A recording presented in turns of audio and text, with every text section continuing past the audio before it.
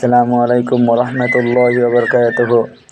আলহামদুলিল্লাহি ওয়াহদা ওয়াসসালাতু ওয়াসসালামু আলা নাবিয়্যা বা'দা ওয়া আলিহি ওয়া সাহবিহি আজমাইন। আম্মা বা'দ, আউযু বিল্লাহি মিনাশ শাইতানির রাজীম। বিসমিল্লাহির রহমানির রহিম। ইযা জালজালাতিল আরদু জিলজালাহা ওয়া আখরাজাতিল আরদু আসকালাহা ওয়া ক্বালাল ইনসানু মা লাহা। সম্মানিত মুসলিম ভাই ও বোন, আজকে নিয়মিত হাদিসের বিষয়, হাদিসের বাংলা অনুবাদ।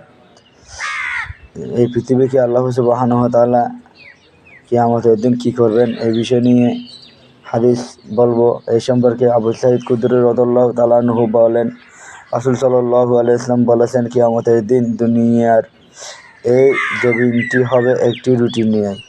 আল্লাহ তাআলা হাতের মধ্যে নিয়ে এমনভাবে উল্টাপাল্টা করবেন যেমন তোমাদের কেউ সফর অবস্থায় তাড়াহুড়া করে সেই হাতে নিয়ে রুটি প্রস্তুত করে, সেই রুটি দ্বারা জান্নাতে আপ্যায়ন করা হবে।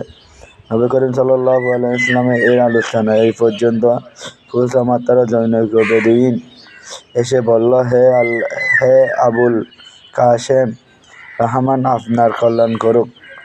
আমি আপনাকে বলি, আমাদের তাওরাত কিতাবে উল্লেখ আছে কিয়ামতের দিন জান্নাতবাসীদের কি বস্তু দ্বারা সর্বপ্রথম আপ্যায়ন করা হবে। নবী করিম সাল্লাল্লাহু আলাইহি ওয়াসাল্লাম বললেন, হ্যাঁ বলো। সে বলল, এই জমিনে হবে একটি রুটি, যে রূপ নবী করিম সাল্লাল্লাহু আলাইহি ওয়াসাল্লাম বলেছেন।